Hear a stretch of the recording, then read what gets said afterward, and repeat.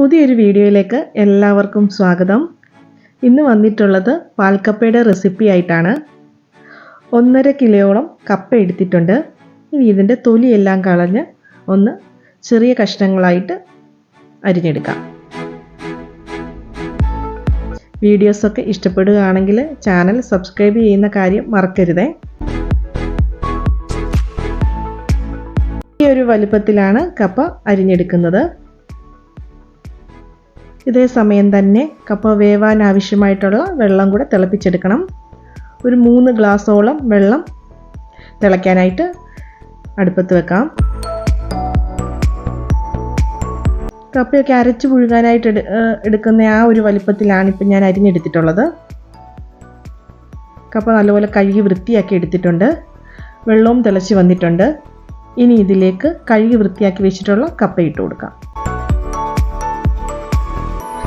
ഈ വെള്ളത്തിൽ കിടന്നാണ് ഈ കപ്പ പകുതിയോളം വേവുന്നത്. അതിനുശേഷമാണ് തേങ്ങാപ്പാലിൽ വേവിച്ചെടുക്കുന്നത്. ഇനി ഇത് ഒന്ന് തിളയ്ക്കുന്നത് വരെ ഒന്ന് വെയിറ്റ് ചെയ്യാം.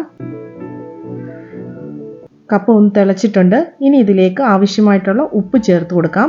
1.5 ടീസ്പൂൺ ഉപ്പാണ് ചേർത്തിട്ടുള്ളത്. ഒന്ന് ഇളക്കിയതിന് ശേഷം ഒന്നുകൂടെ ഒന്ന് വേവിച്ചെടുക്കാം. കപ്പ പകുതി മാത്രം വെന്താൽ മതി. അതിനുശേഷം ഊറ്റിയെടുക്കണം. കപ്പ വെന്തിട്ടുണ്ട്. ഊറ്റി മാറ്റി വെക്കാം. പാത്രത്തിലേക്ക് തേങ്ങാപ്പാൽ ഒഴിച്ചു കൊടുക്കാം. ഇത് 2 പാലാണ്. 2 ഗ്ലാസോളം തേങ്ങാപ്പാൽ എടുത്തിട്ടുണ്ട്.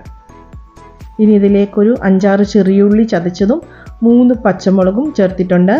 അതിലേക്ക് ഊറ്റി വെച്ചിട്ടുള്ള കപ്പയും കൂടി ചേർത്ത് കൊടുക്കാം. കപ്പ ഒത്തിരി വെന്ത് പോകല്ല, പകുതി വേവ് മാത്രമേ ആകാവൂ. ബാക്കി ഈ കപ്പ വേവുന്നത് ഈ തേങ്ങാപ്പാലിൽ കിടന്നാണ്. കുറച്ച് കറിവേപ്പിലയും കൂടെ ചേർത്ത് കൊടുക്കാം.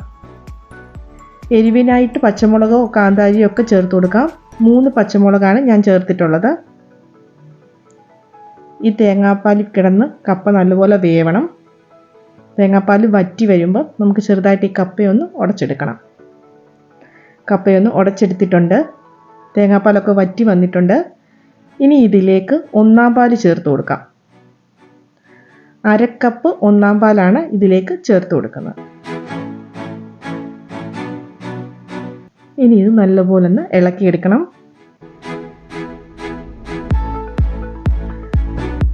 ലോ ഫ്ലെയിമിൽ ഇട്ടതിന് ശേഷം നല്ലപോലെ ഒന്ന് ഇളക്കിയെടുക്കാം. ചെറുതായിട്ടൊന്ന് തിളച്ച് വന്നാൽ മതി. അതിനുശേഷം ഫ്ലെയിം ഓഫ് ചെയ്തതിന് ശേഷം മാറ്റി വെക്കാം.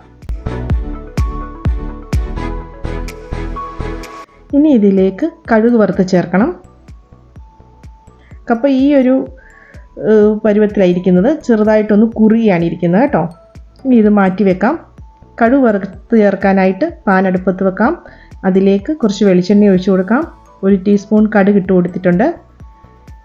കടുക് പൊട്ടി വരുമ്പോൾ കുറച്ച് കറിവേപ്പിലയും വറ്റൽമുളകും കുറച്ച് ചെറിയ ഉള്ളി അരിഞ്ഞതും കൂടി ചേർത്ത് കൊടുക്കാം. ഉള്ളി നല്ലപോലെ ഒന്ന് മൂത്ത് വരുന്നത് വരെ വെയിറ്റ് ചെയ്യാം.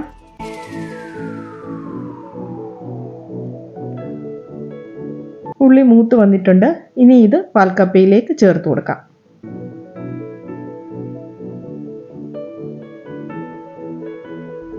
ഇനി ഇങ്ങനെ തന്നെ ഒരു 2 മിനിറ്റ് അടച്ചു വെച്ചതിന് ശേഷം ഇളക്കിയെടുക്കാവൂ. അന്നേരം നല്ലൊരു ടേസ്റ്റാണ്. ഇതിൻ്റെ കൂടെ കഴിക്കാനായിട്ട് ഞാൻ മീൻകറി തയ്യാറാക്കിയിട്ടുണ്ട്. ഇത് നെയ്മീൻ കറിയാണ്. പാൽക്കപ്പയും മീൻകറിയും നല്ല അടിപൊളി കോമ്പിനേഷനാണ്. ഒരു വട്ടമെങ്കിലും വീട്ടിലെല്ലാവരും ഇതൊന്ന് ട്രൈ ചെയ്ത് നോക്കണം. അടിപൊളി ടേസ്റ്റാണ്. വീഡിയോസൊക്കെ ഇഷ്ടപ്പെടുകയാണെങ്കിൽ ലൈക്ക് ചെയ്യാനും ഷെയർ ചെയ്യാനും കമൻറ്റ് ചെയ്യാനും സബ്സ്ക്രൈബ് ചെയ്യാനും മറക്കരുതേ. പുതിയൊരു വീഡിയോയുമായിട്ട് ഉടൻ തന്നെ വരാം. എല്ലാവർക്കും നന്ദി.